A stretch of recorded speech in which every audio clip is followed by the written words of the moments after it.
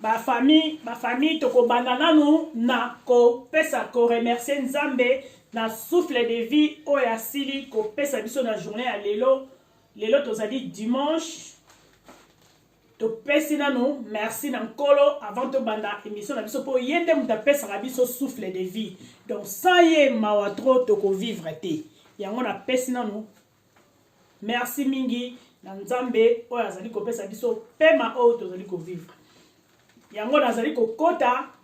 na kopesa nano mbote na ba abonné na ngai na kopesa mbote na famille na ngai na ba o nyoso balingaka ngai donc na pesi bino ba bonjour ba bonsoir et sika bokutami na lingaka bino mingi na yebi ke bino pe bolingaka ngai mingi donc ba bisu ya trop mitanu yango yo na pesi bino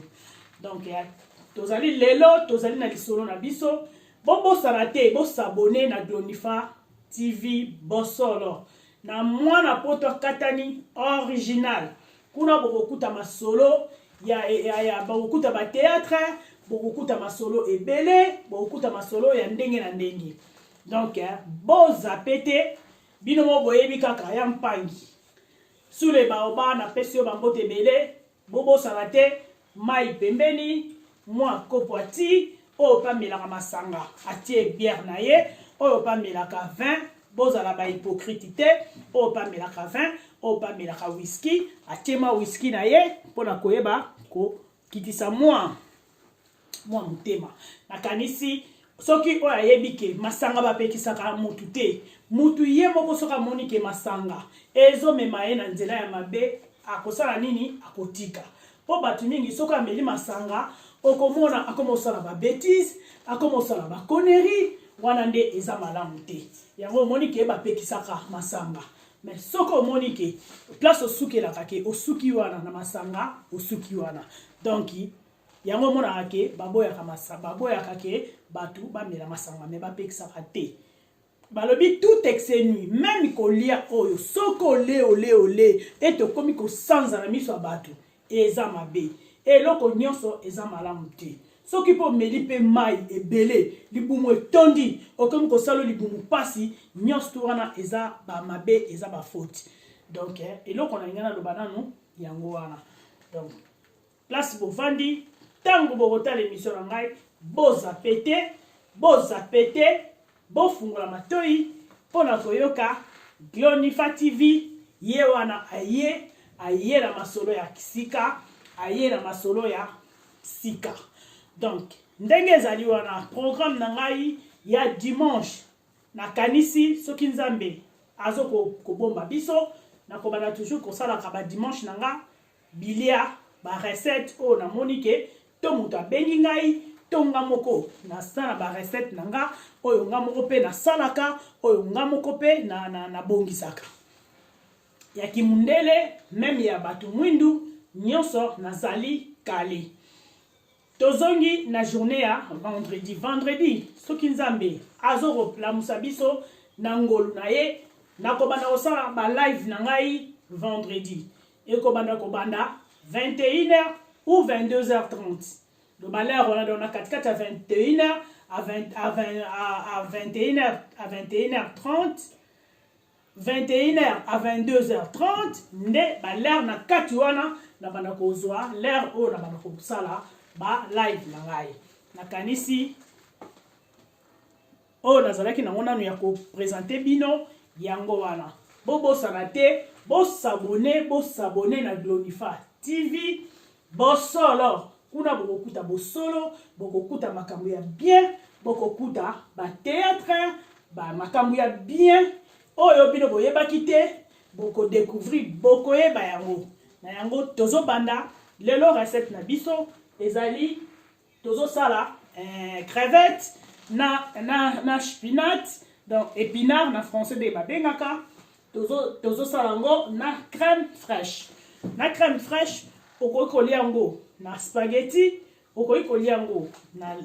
rice na loso okoki kolia yango na pomme de terre kaka ndenge yo moko lingeli na yango bofungola misu bozapete botire attention nakanisi tobandi recette na biso kala te ya liboso biloko na nga nyonso oyo nga na kosalela ezali awa.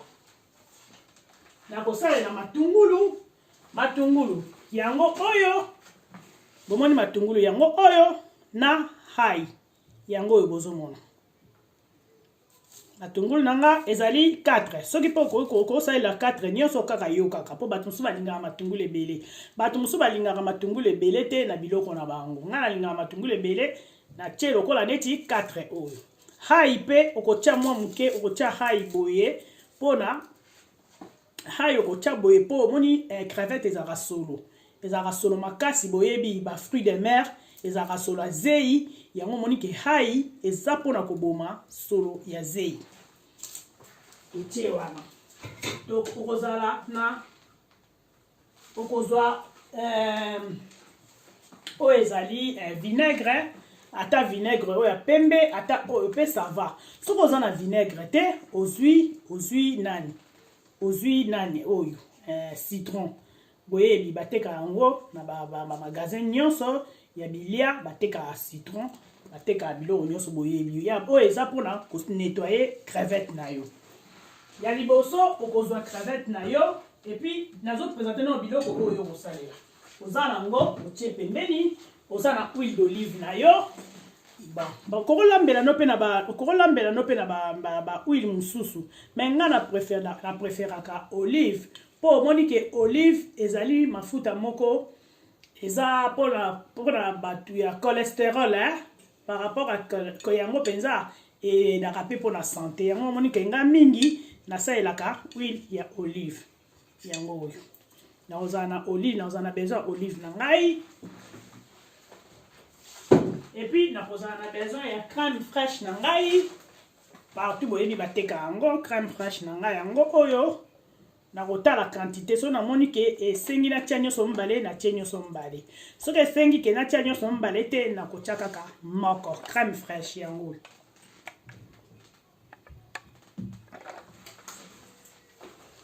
Na kokamata na kozala na besoin ya épinard. Na kozala na besoin ya épinard. Épinard nanga yango oyo na kozala na besoin ya épinard. Na kotala ka quantité ya crevette nanga na kozala na besoin ya épinard. Nasi na sokola ki épinard nangai bino mo boyebi ba épinard même ateza ya sachet même ateza ya ba branche okozala toujours sokola ngo po air moko mabele ezanga na mabele. Épinard nanga yango oyo.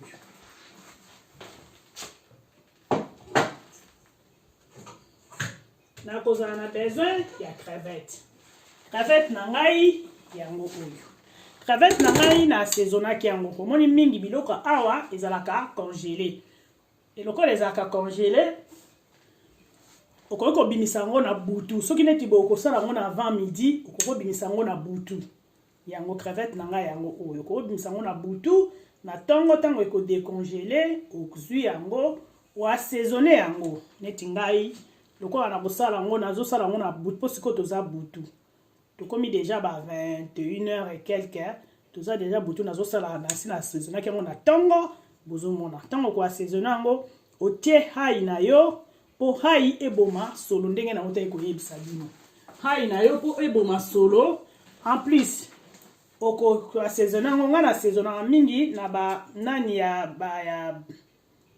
poussière ya gemise ya légumes.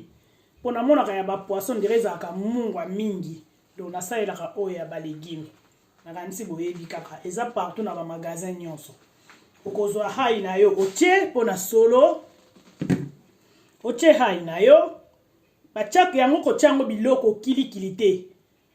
Po déjà crevette ezaka na solo nango moko boy. Siko soki otiango biloko kilikili. Okomisa ngo soki solo nini yango. Donc otiaka juste hai. Hai après otie nani ya assaisonnement. Soko ozana oyo ya poisson, otie oyo ya poisson. Mais nga na tiaka oyo ya légumes po ezaka mungwa pe ya makasi te. Ya poisson ezaka mungwa makasi. Na kanisi bomoni o assaisonner soko kosala neti biloko na ona ba 12h 13h na butu de yo so bimisa ki yango décongelé na tongo o assaisonner on ndeka to assaisonner ya poisson. O assaisonner yango aleyo kolamba ngo na ba po nini ekota na kati. Soki ezali ke ezaba oyo eza na chale ba crevette eza na ba poso nango okokamata tiango mwa moke na moto po ba poso wana tombwana et puis olongoli yango ope oyebi ko assaisonner yango mais nga mingi na préférence nga na sombi na nga o eza onichale o eza na ba poso te na somba na nga directement yango na kanisi biloko nyonso na présenter bino biloko oyo nga na kosalela. Bon, tobandi kosala makusa na biso.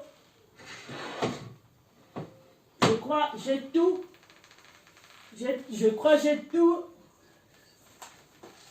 ce que je vais préparer avec ça. Je vous ai présenté tout ça.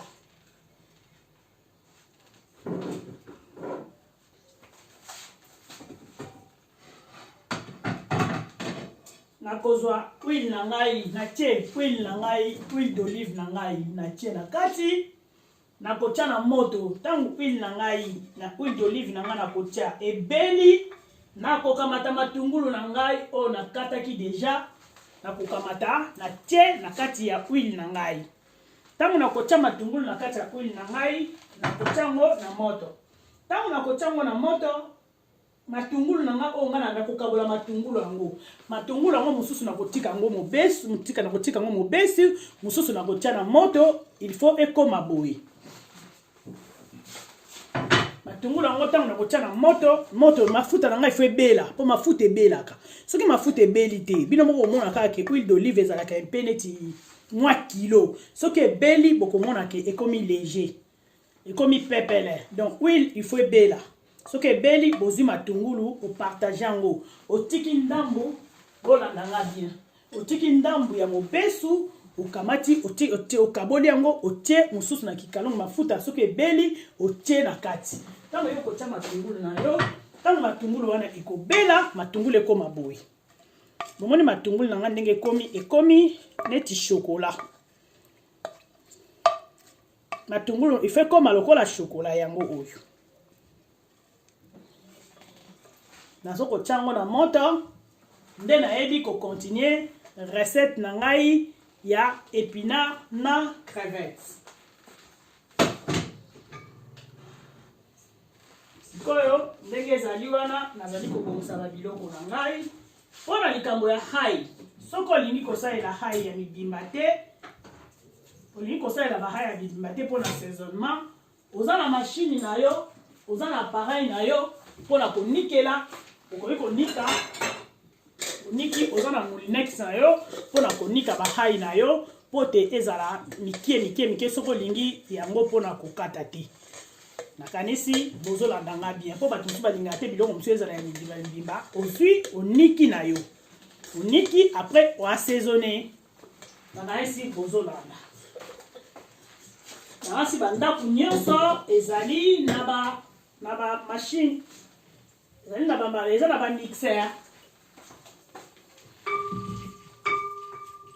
matungulu na ngai yango natie na moto epona ekoma échanger couleur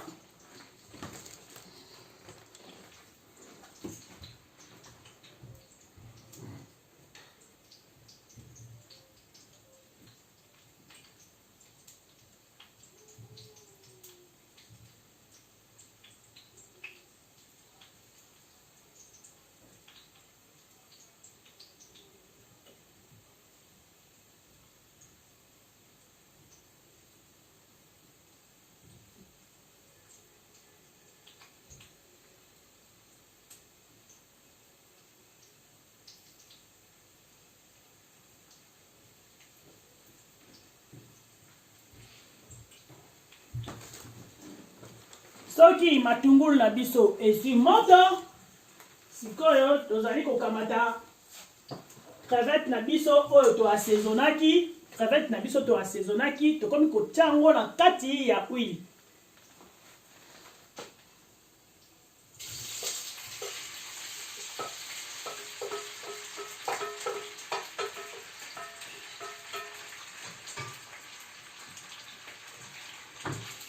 ndeko il faut kosalelaka na lutu ya libaya lutu ya aluminium eza juste mpona kotombola biloko mais il faut kozala na bitide soki ozolamba il faut kosalelaka na lutu ya libaya yango monaka mindele souvent bazalaka na balutu oyo ya mabaya eza mpona kobalola biloko po boyebi balutu oyo ya aluminium elongwaka ndambu ça le savoir yango monaka air moko epesaka biso bacancer donc il faut kozala na bitidi ya kobalola biloko na lutu ya mabaya nakanisi bozolanda totie crevette na biso mpona tokoka kofrite yango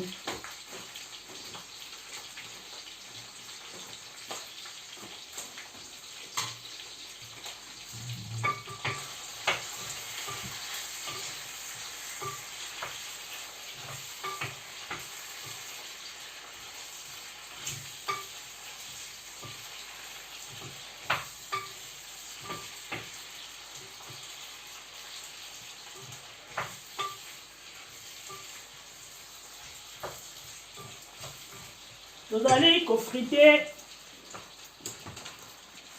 crevette na biso eza na moto totiango na moto tozo kokalinga yango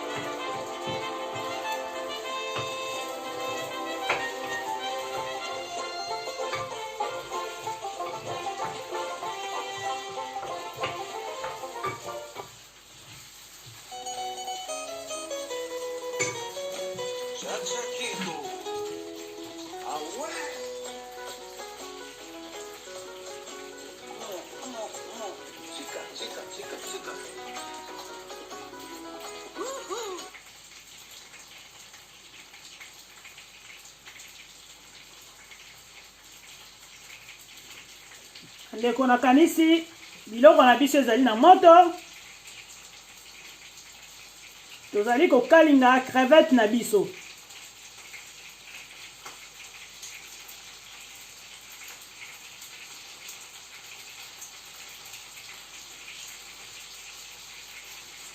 tozali kokalinga crevette na biso ekauka penza makasi te po boyebi crevette so bokausi yango makasi ekomaka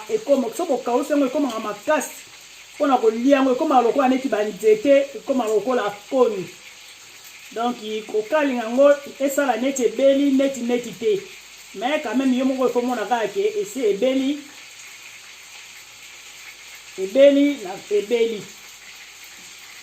kokomisa yango kokausa yango mpenza makasi te neti makayabu bino moko boyebi mpe bamakayabu bakausa yango makasi te il faut kausa yango vraiment na système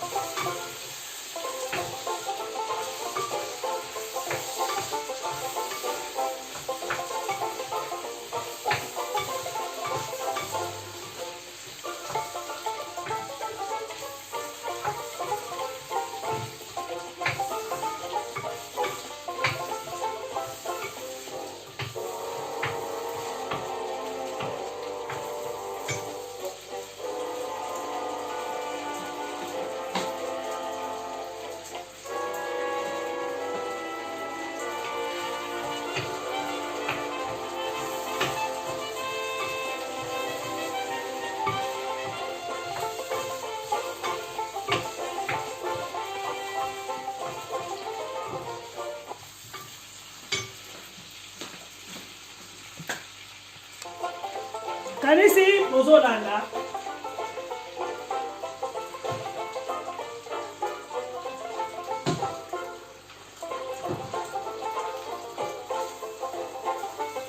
bomoni crevette na biso ndenge ekomi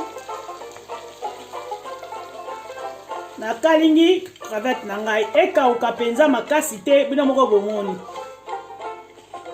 sikoyo nazali kotia crème fraîche na ngai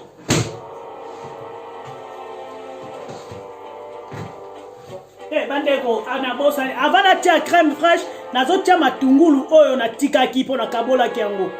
nazotia matungulu oyo natikaki après soki natia yango nalandisi crème fraîche matungulu yango oyo nazomakisa na kati ya poêle na ngai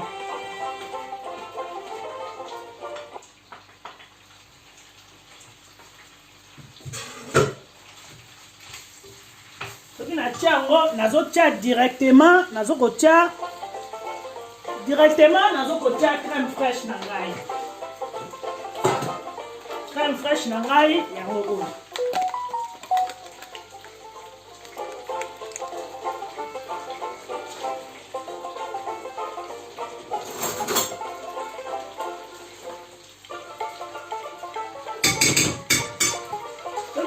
sikoyo na moment nakomi kotia ba crème fraîche mais il faut na diminuer moto na ngai moto na ngai ezalaki na 3 na diminue yango na 2 donc nakomi na sikoyo na moment ya kotia crème fraîche epuis mpo ya épinare ya kolandana mpo ezika te ekangama na kati te nakomi sikoyo na étape na diminue moto na ngai na 2 bolanda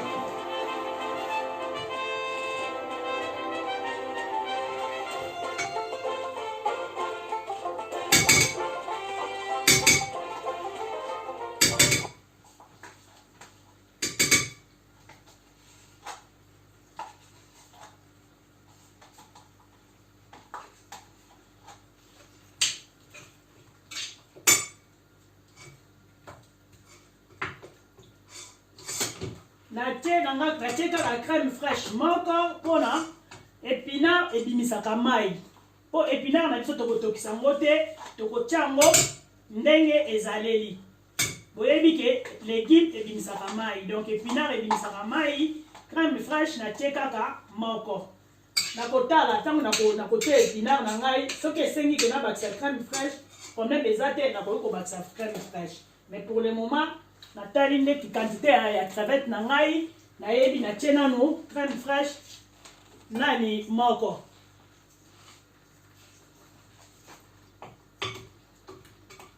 bozolanda na diminue moto na ngai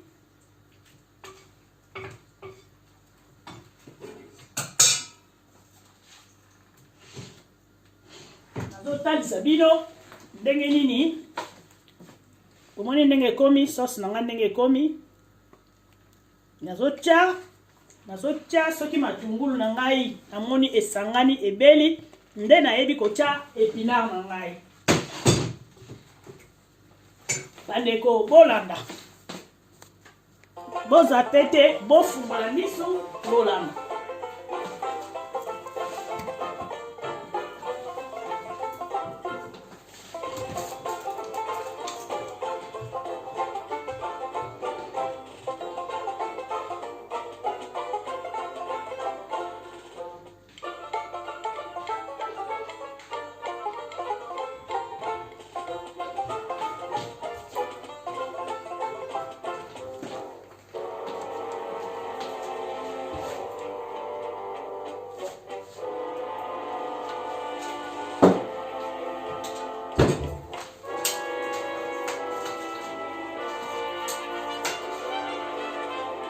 namela mwa jus po esalanga mwa bien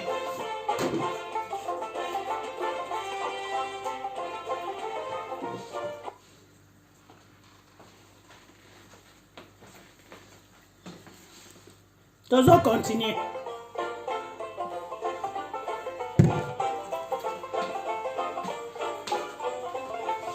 ntango matungulu na ngai esangani matungulu na ngai ebeli nayebi kokamata épinard na ngai nayebi kotia sikoyo na kati ya mélange ya crevette na ngai oyo nakalingaki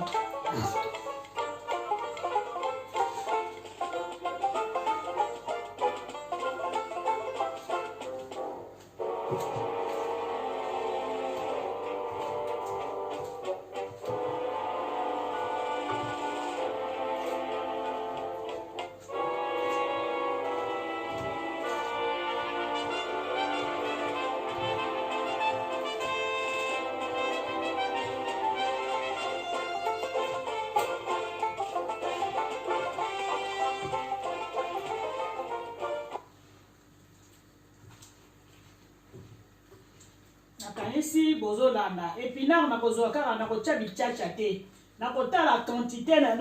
quantité ya crevette nanga nde nakoyeba pe quantité ya épinard oyo nga nakotya épinard okokata yango te soki mpo olingi kokata yango okati me nga nalingaka te mpo ekokoma lokola neti potopoto yango ngai natyaka yango mibimba bino moko boyebi épinard ezalaka nango makasi te soki olobi okata yango ekokoma lokola neti potopoto nakasi bomoni épinard nanga nabongisaki natya yango nyonso te mpo crevette nanga ezali mpenza ebele te moye natya natondisa épinard na kati ezali te me nakobakisa mwa moke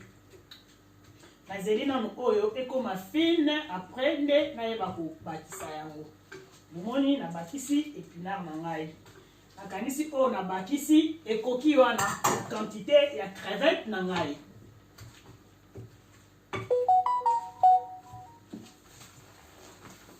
nakanisi bozali kolanda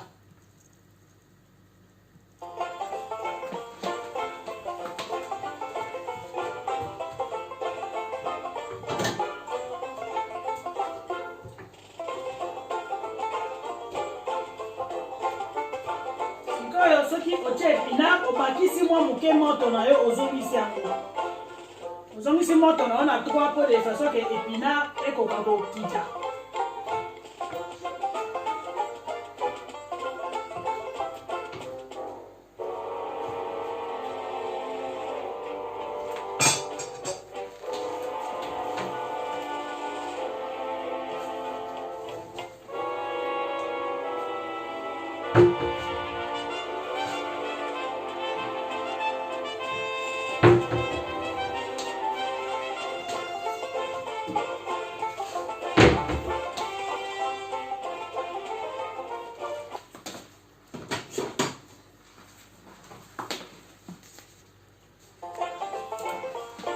nakanisi okozwa mofinuku na yo ofiniki biloko na yo ozongisi moto lisusu na 3 mpona de façon ke épinard wana ekoka kotoka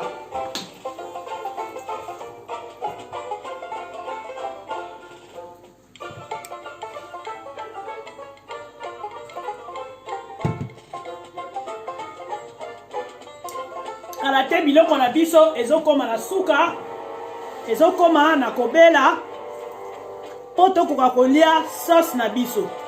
donc tokomi deja na étape ya suka nakanisi biloko nyonso oyo na mélange na yango bomoni biloko nyonso nasaleli bomoni bokolanda très bien matungulu yango oyo na hai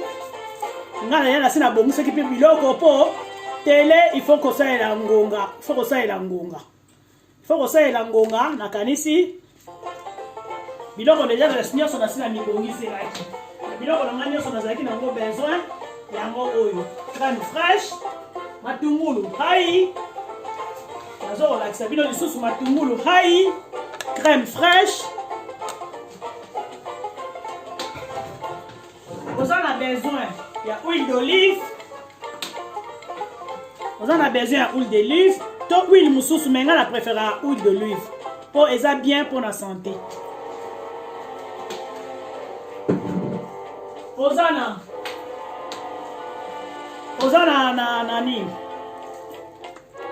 oza na vinaigre na yo soki oza na vinaigre te oza na citron mpona kosukola crevette na yo liboso osokoli crevette na yo na mai ya moto après okoya kosokola yango soki osisi kosokola na mai ya moto osopeli yango vinaigre ou bien citron mpona kolongola solo boyebi crevette ezali fruit de mer bafruit de mer oyebi eza sorte moko kala bapoisson ezalaka solo makasi kosokola yango na oyo mpona koboma solo nango wana solo nango ya zei na biso bakongo tobengaka fukulu te osali yango mpona kolongola solo wana soki osilisi konettoye yango apres olekisi yango mwa moke mai ya moto oyebi kotya crevette na yo na pembeni nde oyebi kobanda recette na yo na debi okoassaisonne yango na hai okoassaisonne yango na magi nga nasalelaka nanga oyo ya légume mpo ya poisson ezalaka mpe mwa munga mingi on a ça et la rangaï il y a légumes oyebi eza na ba magasin nyonso soki assaisonner yango akotiki yango soki okolamba yango na après-midi ndenge kaka tosalaka poisson eza te kesi ezalaki ozika mbala moko osali te il faut oassaisonner soki oassaisonner yango na ntango oyebi kolamba yango na ba 13h soki oassaisonnaki na butu oyebi kolamba yango na ntango donc c'est un peu ça soki oassaisonnaki na 12h oyebi kolamba yango na ba 18h na ba 20h donc nakanisi bozo olamba sikoyo lokola épinard na nga lokola etoki nakozala obligé na diminuer lisusu moto na ngai nazokisi moto na nga na d yango oyo nazali kobalola mpo na nini na se ekangama te bomoni ebandi deja kokangama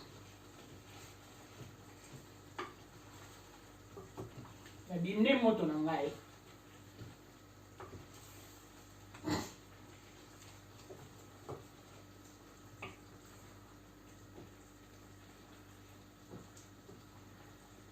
mungwa nakotya te mpo avana tya mungwa nakomeka nanu mpo babiloko na nga nasalaki ya assaisonnement boyebi biloko ya assaisonnement ezalaka na bamungwa yango mungwa nakotya te na dimine moto na nga lisusu na 1 na dimine lisusu moto na nga na 1 mpo na nini épinard na nga esi etoki mpo ekangama te na se na dimine moto na nga lisusu na 1 toyebi komeka mungwa na biso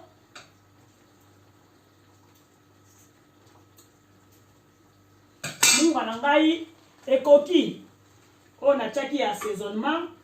nayebaki mesure na ngai deja ndenge nasalelaka mwasi deja ayebaka bamesure na ye ntango ayebiki akobakisa baépinard akobakisa bacrème fraîche ayebi à peu près mesure nini ya baassaisonnement oyo nini fo atya mpo te akoka kobakisa mungwa te baoyo baliaka mungwa ebele batie babakisi mungwa me baoyo baliaka biloko ebele te mungwa ebele te akotala kaka mesure ya biloko na ye ayebi koyeba mesure ya mungwa nakanisi recette na biso ekomi kokende nango na suka bino moko bomoni na dimine moto na ngai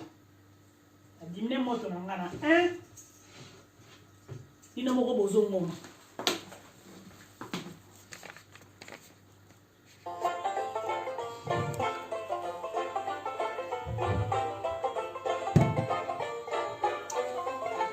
nakanisi recette na biso ekomi na suka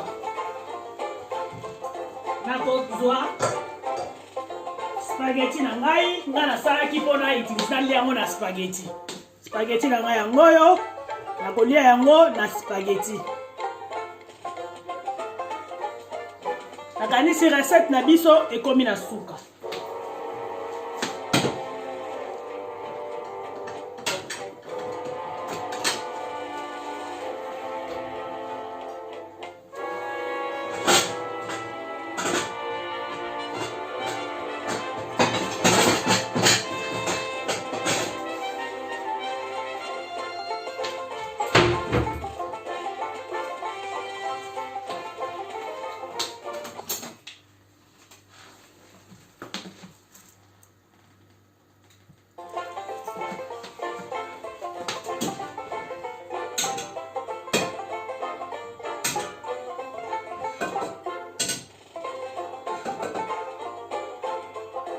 soko olingi kolia yango na spaghetti yo kaka soko olingi kolia yango na macaroni nakuti nalobi spaghetti te macaroni nabosani spaghetti te macaroni na ngai yango nasalaki sikoyo nazokolia yango na macaroni bamosusu soko olingi loso kosala loso na yo okoki kolia yango na loso na yo soki olingi kolia loso te okoki kosala yango na pomme de terre otokisi pomme de terre na yo soki okosote mpo osote me ezalaka malamu pomme de terre osala yango sote wana mpo vraiment ekende kitoko soki olingi nango mpe kosote pomme de terre yango te oleli na yango kaka bongo nakanisi bozolamba ngai nakolia oyo ya ngai na macaroni nasepelaki nalia yango oyo nalia yango na macaroni donc recette na ngai nasali lelo nakolia yango na macaroni nazo chauffer macaroni na ngai de façon que nayeba kolia na yango.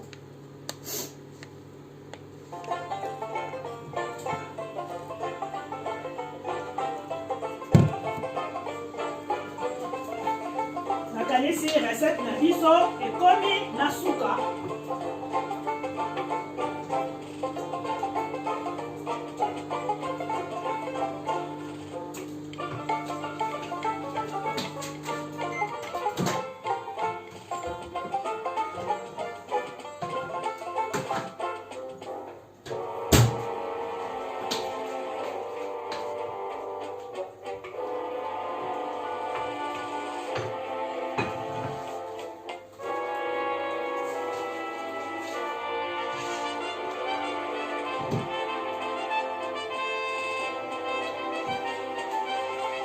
Namoni recette na ngai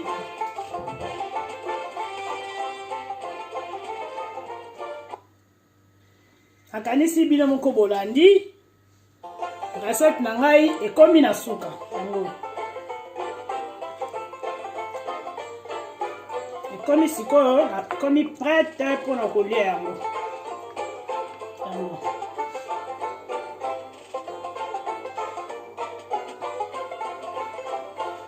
Voilà.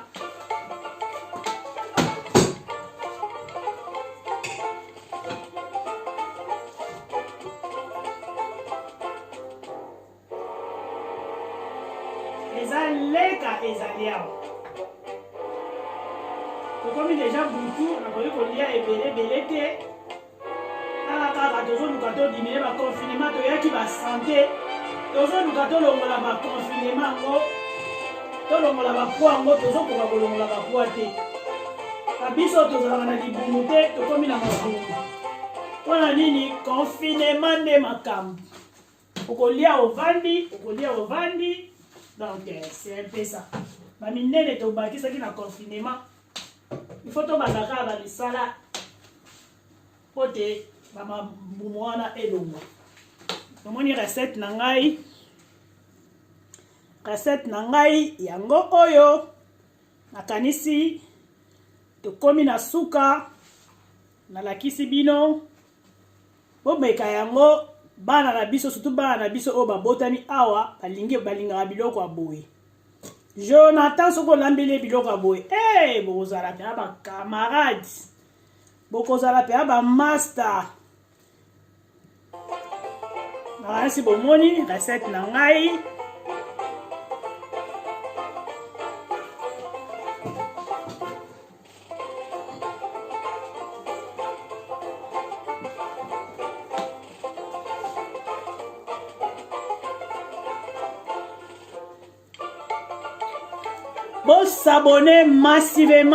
s'abonner massivement na Glonifa